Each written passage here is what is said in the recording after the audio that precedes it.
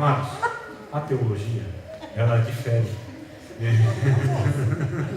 Vê que engrossou a voz, né? De fato, a gente tem, talvez haja um choque nessa questão, porque a igreja não tem nada parecido, né? Ainda que tenha uma escola dominical, ainda que tenha de repente o ID, né? Que é o que tem aqui, que é o que se aproxima mais ou menos da teologia.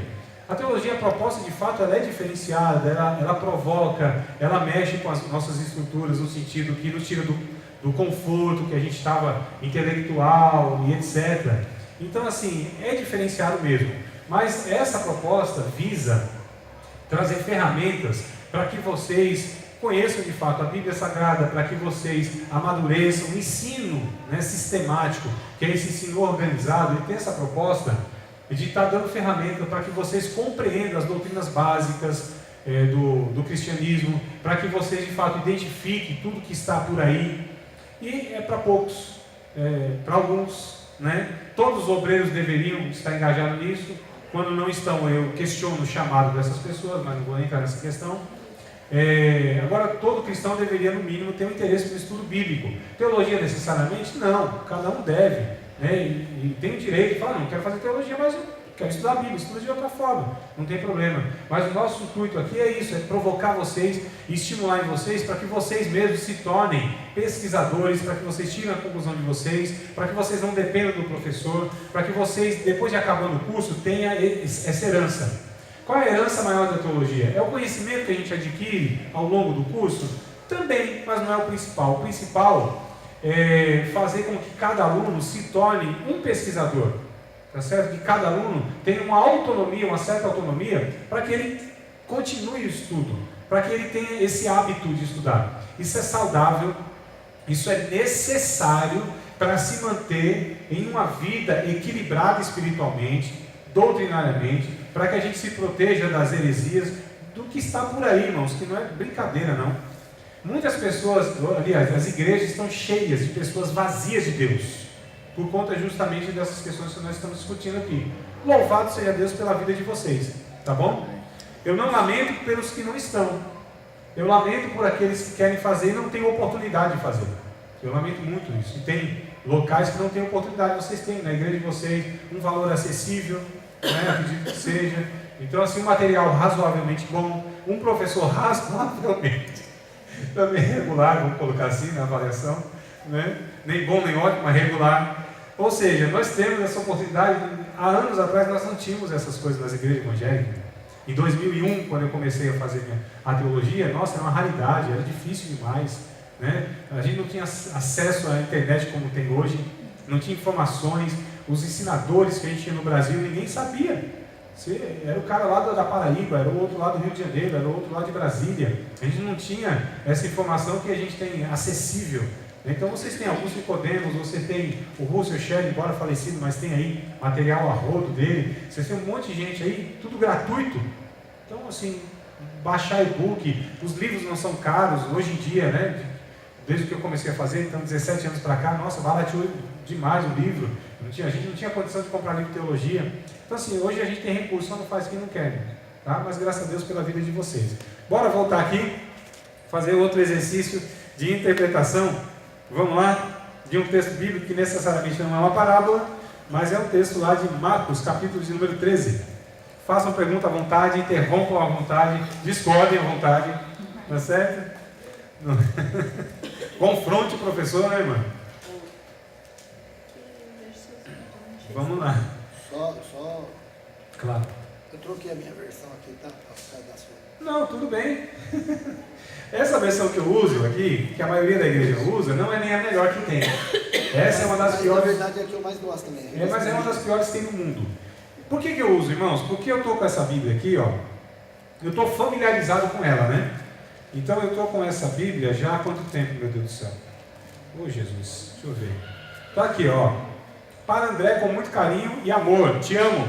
De Vânia, sua noiva. Data 4/2/2001. Tá certo? Era até uma adolescentezinha ela na época e fez essa dedicação à Bíblia. Então essa Bíblia eu tenho ela de 2001, ou seja, 17 anos, que eu a manuseio. Então eu estou familiarizado com ela. Mas ela não é a melhor versão. Almeida Revista Corrigida não é a melhor versão. Tá bom? Ah, então ela não presta? Não presta, eu uso ela. Só que tem muitas outras que esclarecem melhor os textos, né? A gente já viu a respeito dos termos usados, jactância, que mais? O concupiscência. Então são termos assim que para nós é muito complicado, não é usado no dia a dia, né? Essa aí é a qual?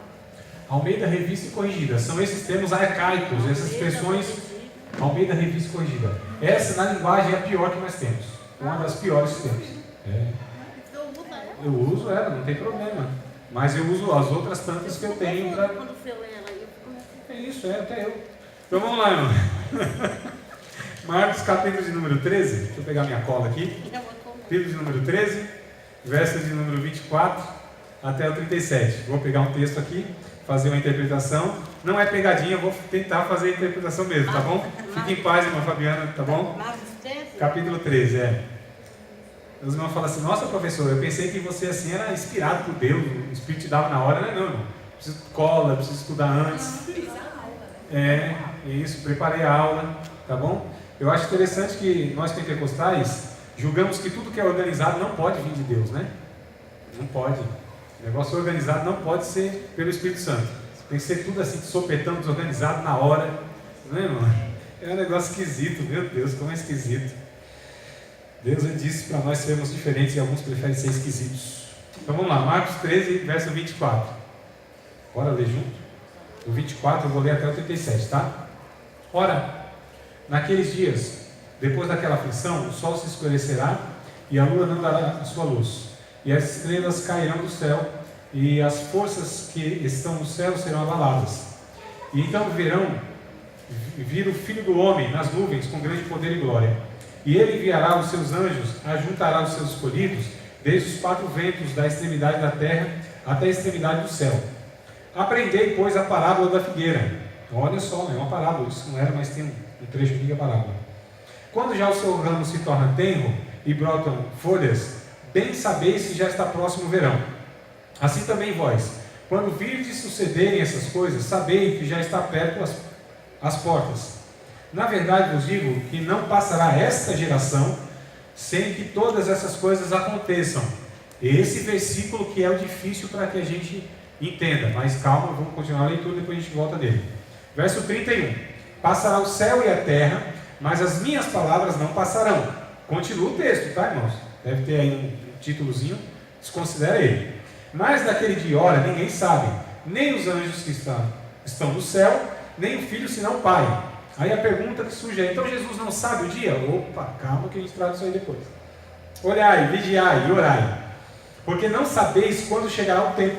É como se um homem partindo para fora da terra deixasse a sua casa e desse autoridade aos seus servos, e cada um a sua obra, e mandasse ao porteiro que vigiasse. Vigiai, pois, porque não sabeis quando virá o Senhor da casa, se à tarde, se à meia-noite, se ao cantar do galo, que não é galo, se pela manhã, para que vindo de improviso não vos ache dormindo. E as coisas que vos digo, digo-as a todos, vigiai. Né? Então vamos lá, amados. Eu vou pegar esse trecho aqui, vou exemplificar, tá certo? E vou tentar trazer uma possível explicação então do texto e de cada parte aqui. Bom, primeiro, esse texto, eu o dividi em algumas partes. O evento em si, peguei então do verso 24 ao verso 27, Jesus descreve o evento. Esse evento a gente chama de escatológico, é para o futuro. Jesus está dizendo aquilo que aconteceria nos últimos tempos. E nós vivemos hoje, possivelmente, acredito eu, pelos sinais inclusive, os sinais que a Bíblia diz que haveria de ter, tá certo? A intensificação dos sinais, né? Porque terremoto, guerra, doença, isso sempre houve quase desde que a humanidade é humanidade. Então não são apenas os sinais, é a intensificação desses sinais. Jesus disse que haveria um período chamado de princípio de dores. Ele se refere isso às cólicas, as contrações, cólicas, né? As contrações da mulher que está para dar à luz. Então as contrações elas vão se intensificando, não é isso? 3, 5, 6, 8, 10. Aí sai o menino. Então, que desespero todo, né?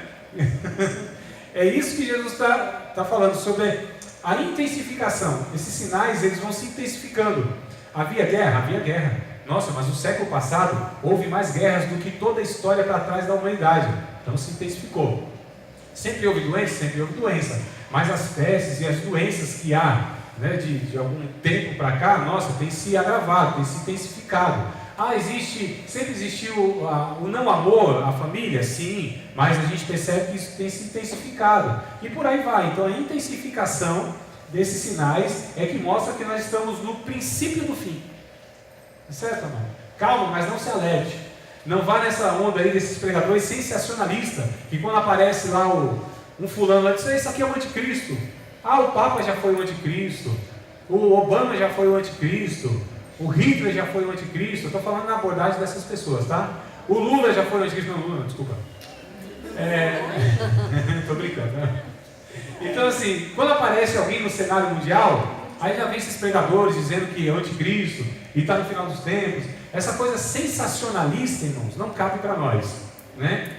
Aí vem aquele videozinho que mostra um som de uma trombeta vindo do céu de Jerusalém, aquela imagem não sei o que, de uma nuvenzinha. Irmãos, pelo amor de Jesus Cristo, tenha dó de mim, não me castigue dessa maneira, acreditando nem compartilhando essas coisas, tá certo? A gente não lida com essa questão de sensacionalismo. O que a Bíblia diz, ela é clara, ela é equilibrada. Tentar adivinhar dia e esses sinais não é por esse caminho que a gente vai. A Bíblia não ensina para que a gente identifique os tempos através dessas coisas. Tá bom, amado? Então tenha cautela de acreditar. Isso é a inocência mesmo de muitos irmãos. O chip da besta já foi o código de barra. Já foi o que mais? Tem um bocado de coisa. Cartão de crédito. Olha, apesar que às vezes eu acho que o devorador pega aquele negócio lá. Pega alguns irmãos aí também, né? Cartão de crédito, um bocado de coisa aí. O símbolo 666, é isso, é aquilo. Calma, irmãos, não é assim. A gente precisa estudar a Bíblia de uma forma adequada para que a gente não fique essas pessoas assim, meio que espantadas pelos acontecimentos. Tá bom? Então, vamos lá. Então, naqueles dias. Naqueles dias. Então, Jesus, ele vai falar do verso 24 ao 27 sobre o evento em si, né? Naqueles dias, depois daquela aflição, o sol se escurecerá, a lua não dará sua luz, e as estrelas cairão do céu, e as forças que estão no céu serão abaladas. E então verão vir o Filho do Homem, nas nuvens, com grande poder e glória. E ele enviará os seus anjos e ajuntará os seus escolhidos desde os 4 eventos da extremidade da terra até a extremidade do céu. Jesus está falando do evento em si, que vai durar aí algum período. Alguns acreditam que de fato são literalmente os 7 anos, depois do arrebatamento da igreja. É uma discussão escatológica, a gente vai entrar em outra ocasião, tá?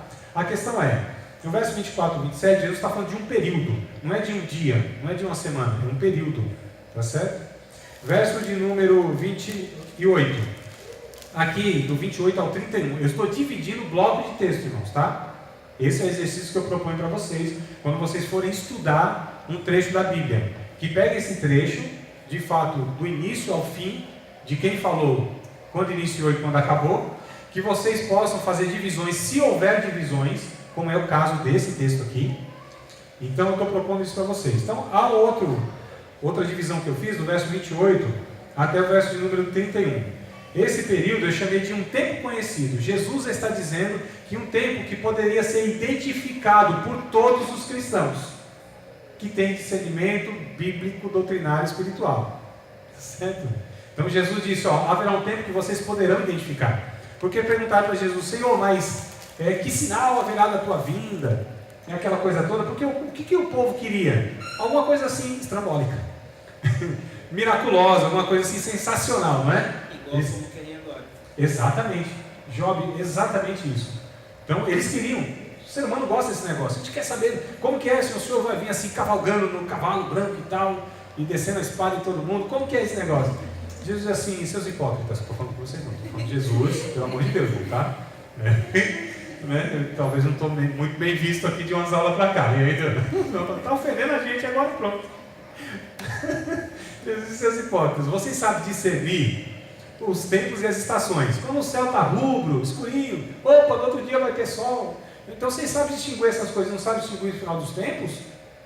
Então Jesus disse, há uma possibilidade sim séria de nós identificarmos essas coisas. Nós que temos, irmãos, o Espírito de Deus, nós que temos o equilíbrio do ensino bíblico, a gente identifica isso. Não se alarme por isso, tá certo? Eu não tenho preocupação na minha vida pessoal com a vinda de Cristo, com o julgamento de Deus. Eu não tenho preocupação. A igreja não deve ter preocupação com isso. O Apocalipse, o julgamento de Deus, irmãos, não nos atemoriza. Pelo contrário, para nós é um alento, é uma esperança que Deus está no controle da história e que no final de tudo vai ser tudo do jeito que Deus disse que haveria de ser. E nós, a igreja, já somos salvos, já estamos salvos. Não há julgamento de Deus para nós, está tudo certo, irmão. Então eu não temo mais morte, eu não temo julgamento de Deus, eu não vivo naquela paranoia, e agora se eu vacilar aqui Deus vai me fulminar. Não, está tudo resolvido no nosso caso que aceitamos a Cristo. Nós que estamos em Cristo, nós que o sangue de Cristo nos cobre, nos purifica, tá certo? Nós que vivemos na presença de Deus, pela misericórdia de Deus, vivendo, andando pela graça de Deus. Então essas coisas para nós estão resolvidas. Eu tenho paz com Deus. Tem crente que não tem paz com Deus, é perturbado, né? Achando sempre que Deus ainda está cobrando alguma coisa dele, que Deus não. Então, vive alienado. Isso, não, porque colocaram para ele que Deus é esse Deus, né? Então, irmão, a gente está apaziguado. Jesus já fez o que tinha que ser feito. Está tudo certo. Louvado seja Deus por isso. Tendo paz com Deus, sendo justificados pela graça, né? E a Bíblia diz que a gente pode seguir a vida. Então vamos lá. Por que eu chamei de tempo conhecido? Porque o verso 28 está escrito assim, ó: aprendei, pois, a parábola da figueira, quando já o seu ramo se torna tenro e brotam folhas. A figueira, lembra que eu disse que representa, em muitas, a maioria das passagens, a maioria, não todas exatamente, mas a maioria, a nação de Israel. Então Jesus disse de fato para olhar para a nação de Israel. E na história a gente percebe isso. Israel, do ano 70 depois de Cristo, com a entrada do general Tito, que era o Império Romano, que na época, né, vigorava, mandava no mundo, então destruiu Jerusalém, que foi uma profecia do capítulo de número 24 de Mateus, que Jesus disse que não ficaria pedra sobre pedra, aquele templo seria derribado. Aquilo se cumpriu literalmente na história do ano 70 depois de Cristo. A partir daquele momento, os judeus foram dispersos por todo o mundo, ficaram sem nação, até 1948 agora, onde a ONU foi para, no caso, devolver, né, o Estado de Israel para os judeus. Aí deu aquela briga enorme, até hoje essa briga de árabes e judeus, que vem lá de Abraão, dos dois filhos, Isaac e Ismael. Isso aí é uma briga antiga. E aí surgiu a OLP com o Yasser e Arafat. Acho que foi, né? Se não estou enganando, de vez em quando eu misturo as bolas e os personagens. A Organização da Libertação da Palestina, onde até hoje há briga. Aqui não, esse pedaço é dos árabes, não é dos judeus. De quem que é? Ismael era o filho de fato, o primogênito, não, mas o Isaac era a promessa, e aquela briga toda que vai haver até o final da história. Não se preocupe com isso, tá bom? Desde que eu me conheço por gente, aquele povo briga. E a gente que briga mesmo, povo judeu, né? Parece que os cristãos também. Então vamos lá. Então a figueira representa, de fato representa aí a nação de Israel. Então Jesus disse para olhar, para observar a nação de Israel, tá bom? Bem sabeis, aqui que eu digo que esse tempo é conhecido, porque é a expressão de Jesus, bem sabeis que já está próximo o verão. Verso 29, assim também vós, quando virdes suceder essas coisas, sabei que já está perto as portas. Então essa expressão sabei, vocês sabem. Na verdade vos digo, que não passará esta geração, sem que todas essas coisas aconteçam. Passará o céu e a terra, mas as minhas palavras não passarão. Qual que é a dificuldade, irmãos? Porque alguns eles dizem assim, não, passará esta geração. Jesus está dizendo o quê? Que todos esses sinais tinham que acontecer naquela geração que Jesus estava ali falando, ou para a geração que iria presenciar esses sinais. Aqui que há dificuldade na interpretação. Então, aqui, dois julgamentos, tá? Quando Jesus diz assim, esta geração, não passará esta geração. A geração que Jesus está se referindo, acredito eu, que ele se refere a duas gerações, aquelas que estão presenciando de fato lá as palavras de Jesus, mas esse cumprimento não é literal, tá certo? Ou seja, que haveria todo aquele cataclisma, toda aquela convulsão no cosmos que haverá. O Apocalipse deixa claro isso, né? Embora sejam símbolos lá, mas tem coisas literais, e essa questão mesmo do sol escurecer, da terça parte da terra, na fauna, na flora, o mar, tudo, a terra sendo destruída, isso de fato é literal. O juízo de Deus virá de fato assim, irmãos. A gente só não sabe exatamente se os elementos são aqueles mesmos, se aquele as pedras caindo, se são meteoros, se são estrelas, essas coisas a gente não sabe exatamente. Mas de fato haverá um julgamento como foi em Sodoma e Gomorra. Tá certo? Da mesma forma, inclusive há outras passagens, em Lucas, se não me falha a memória, até Jesus diz que os dias, né, desses últimos tempos seria semelhante a Sodoma e Gomorra, a Ló, né? Não é Jó, não, é Ló. A Ló lá e tal, tá certo? Então ele diz, como foi naqueles dias e tal, assim será também os dias da vinda do Filho do Homem, ou seja, como foi os dias de Ló. Como eram os dias de Ló? Casavam, davam-se em casamento, ou seja, as pessoas viviam a sua vida rotineiramente, irmãos, tranquila. Como vai ser esse negócio de arrebatamento, esse negócio, como vai ser? Irmãos, ninguém sabe. O que ele diz no final aqui, depois nós vamos ler? Vigiai, a todos digo, vigiai. Então a gente vai estar vivendo a nossa vida assim, comum. Trabalhando serão dois trabalhando será levado ou tirado. Aí serão dois numa cama, dormindo, tranquilo. Serão levados, não quer dizer literalmente que metade da igreja vai, metade do ser humano vai, não. Jesus estava descrevendo que haveria um cotidiano, rotineiro, aquela coisa comum, gente casando, tendo filho, tranquilamente. E de repente, né, num piscar de olho, subitamente, de uma forma repentina, a Bíblia diz que é o raptus, né, de sopetão, o arrebatamento com grande violência, então Deus tira os seus escolhidos. Então é assim. Então essas coisas não se alarmam. Para o cristão que vive na presença de Deus e vive a sua vida com Deus, irmãos, essas coisas não nos preocupam. Se Jesus vir hoje, vir daqui a pouco, Jesus pode vir antes que essa aula acabe? Fato. Claro que pode. Lógico. E como eu não estou falando com aquele instrumento por trás, a musiquinha por trás, nem na tonalidade, nem no palco, nem tal, nada, né? Não estou falando assim, então eu falo. Mas se eu falo nesse clima, os irmãos falam, Jesus vai vir mesmo, e vai vir daqui a pouco, e aí, irmão, aí a gente arranca tudo das pessoas. É verdade ou não é? Arranca tudo, o povo vai lá e confessa pecado, e vai lá perdoando não sei o que, mas não é assim que se expõe a palavra de Deus. É na consciência, para a gente viver tranquilo. Então, assim, irmão, Jesus pode vir antes que a aula acabe? Pode vir. Biblicamente eu afirmo isso sem medo de errar. Jesus pode vir antes que a gente chegue em casa? Depois pode. Na madrugada? Pode. Amanhã? Pode. Pode, qualquer momento, Jesus pode vir. Não está escrito? Primeira vigília é o cantar do galo, que não é galo. Pode vir. Amanhã, de manhã pode vir. Em qualquer momento, né? E a gente fica tranquilo. E se eu morrer? Tudo certo, irmão. Vou aguardar esse arrebatamento e a gente se encontra depois. Tá certo? Se eu acordar amanhã de manhã, Deus está comigo. Louvado seja Deus. Se eu não acordar, eu estou com Deus. Então a morte já não nos causa paura, medo, espanto. Cristão que tem conflito, irmão, crise, medo da morte, não entendeu algumas coisas aí da Bíblia. Tá certo? Então, tem medo da morte, né? Então vamos lá, amados. Esta geração, então, Jesus se refere aí, tanto essa quanto essa que presencia, tá bom? Há dois julgamentos aqui, né? O histórico, que é daquela nação mesmo. Aquela geração viu o juízo de Deus, que foi essa destruição no ano 70. Tá bom, irmão? Então, essa é a geração que Jesus está se referindo. Só que aqui a gente chama que há uma profecia dupla. Isso não é novidade. Há profecias duplas, né? Ou seja, de duplo significado. Não tem problema. Quando lá no Salmo, não vou me recordar exatamente o Salmo, eu acho que é 22, alguma coisa assim. Se não for, é algum Salmo lá. Que Davi, ele vai dizer, por exemplo, ele diz assim, olha, não, eu vou achar esse Salmo, vale a pena. Vamos lá, irmãos, depois a gente volta aqui, só para falar que essa profecia dupla, ela tem outras passagens da Bíblia também, tá bom?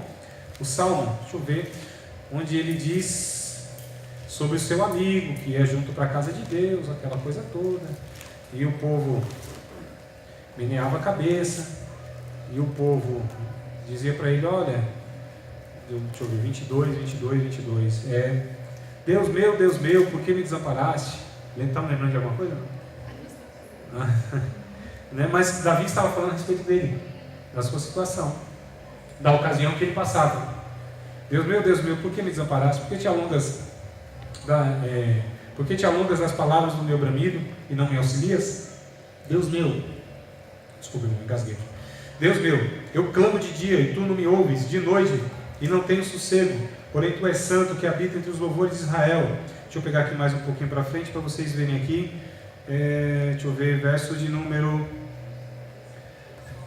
15. A minha força se secou como um caco, e a língua se me pega ao paladar, e me puseste no pó da morte, pois me rodearam cães, o ajuntamento dos malfeitores me cercou, transpassaram-me as mãos e os pés.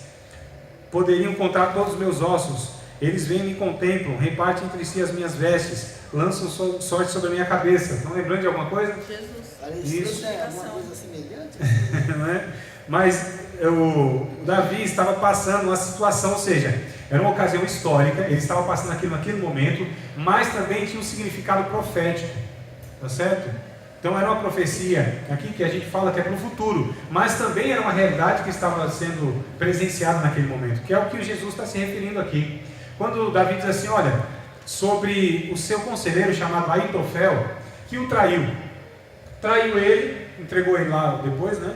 Traiu, foi para a banda lá do Absalão, e ele diz assim, a gente ia junto para a casa de Deus, a gente louvava a Deus junto e você me traiu, meu amigo íntimo, a quem eu tanto amava, né? Levantou contra mim o seu calcanhar. Estão lembrando de quem? Jesus. Então, quem era aquele amigo íntimo? Era o Aitofel em relação a Davi, mas que também foi usado o Judas em relação a Jesus. Então a profecia tem essa duplicidade muitas vezes. Isso não é estranho. Eu só trouxe esse exemplo para mostrar para vocês que tem sentido isso aqui, tá bom? Então Jesus está falando de um julgamento histórico, daquela geração que presenciou o julgamento, mas tem um escatológico também, que seria a geração que presenciaria, aí que é a geração que vai presenciar. A geração que presenciar o início do juízo de Deus, essa mesma geração não vai passar sem que tudo se cumpra. É isso que Jesus está dizendo. Tudo bem, queridos? Deixa eu ver se eu completo aqui. Verso 32 ao verso 37, existe um tempo desconhecido que Jesus fala aqui. Então, um tempo conhecido onde a gente consegue identificar, né, por essas questões, Israel, a nação de Israel, e algumas questões aí acontecendo, a gente consegue identificar isso. Verso 32, mas daquele dia e hora ninguém sabe. Então, de fato, há ocasiões que a gente não vai conseguir identificar, ou pessoas não vão conseguir identificar. Nem os anjos que estão no céu, nem o Filho, senão o Pai. Ele fala assim, então Jesus não sabe o dia da sua vinda? Não, amado, sabe sim. Quando a gente lê capítulo de número 17 de João, verso número 5, se não falha a memória, Jesus está fazendo uma oração pedindo para que Deus devolva aquela glória que ele tinha antes que o mundo existisse. Enquanto Jesus estava como ser humano aqui, ele estava então como ser humano limitado a algumas questões. Ele não tinha onisciência, por exemplo. Ele só sabia aquilo que o Espírito lhe revelava. Tá certo? A gente vai estudar em Cristologia. Estudou Cristologia? Não? Aqui? Não, né? Não, tá bom. Eu não sei o que eu ensino, não, o que eu ensino eu sei. Não sei onde ensino as coisas. Então, Cristologia, a gente vai estudar sobre essa dupla natureza de Jesus. Deus e homem. 100% homem, mas 100% Deus. Como 100% homem, ele se esvaziou então das suas prerrogativas divinas. Então ele não tinha onisciência, ou seja, sabia de tudo. Tá certo? Ele não tinha a onipotência, ele fazia coisas porque foi ungido pelo Espírito Santo. Ele não tinha onipresença, não estava em todos os lugares, estava limitado no corpo físico. Então a gente vai estudar isso em outra ocasião. A questão é, então Jesus sabe sim, porque ele é Deus, hoje ele está na condição de Deus. Ele não estava na condição de Deus, estava na condição de homem, se esvaziou de Deus. Nunca deixou de ser Deus, só que não usou os atributos de Deus. Calma que a gente vai estudar isso em outra ocasião. Olhai, vigiai e orai, porque não sabeis quando chegará o tempo. Então essas duas expressões, ó, ninguém sabe, vocês não sabem. É como se um homem partindo para fora da terra deixar a sua casa e desse autoridade aos seus servos, cada um a sua obra, e mandasse ao porteiro que vigiasse. Vigiai, pois, porque não sabeis, outro termo aqui, ó, quando virá o Senhor da casa, se à tarde, se à noite, se ao cantar do galo, que não é galo, se pela manhã, para que vindo de improviso não se ache dormindo. Então, amados, olha isso aqui, ó. Mas é o que? Salmo? Calma aí, deixa eu mostrar aqui, tá vendo o texto? Tá vendo o texto? Aqui, irmãos, ó. Eu dividi, eu estudei, eu peguei comentários, mais de um comentários, mais de um pensador, para que eles, inclusive para que eu comparasse se eles concordam ou não, se é coerente ou não. Fiz divisões, anotei, peguei referência, coloquei aqui, anotei, ó. Tudo isso que eu falei para você, muita coisa que eu falei para você está aqui. É isso que vocês devem fazer quando estudarem a Bíblia. Anotação, risca à vontade, não tenha dó da Bíblia, não deixa aquele olhinho do lado, pelo amor de Jesus. Bíblia que tem olhinho do lado, eu já sei que não estuda. Né? Então... Mas é Salmo aí que você leu? Não, mano, aqui eu estava falando de Marcos capítulo 13. Marcos 13. Depois eu li Salmo, li um bocado de coisa. Eu só quero aqui exemplificar para vocês, no final dessa aula, que a gente estuda assim, irmãos, tá certo? Pegando os textos da Bíblia, comentário, outros livros, a gente pega um todo da Bíblia, a gente anota, faz comparações. O livro lá onde fala disso, né? Qual? Que o senhor indicou. Exatamente, exatamente. São regras que não tem que fugir, não tem que inventar. Não tem como reinventar a roda. É isso que eu estou passando para vocês, é que todos os professores de hermenêutica, os livros de hermenêutica vão dar esses princípios. Eu estou dando princípios para vocês que são universais. O salmo que eu li foi o 22. 22, né? Tudo bem, meus queridos? Se tiver alguma pergunta, por favor, não faça agora, é no WhatsApp. Para que eu não passe aqui, tá bom? Espero vê-los na próxima sexta-feira, se Deus quiser.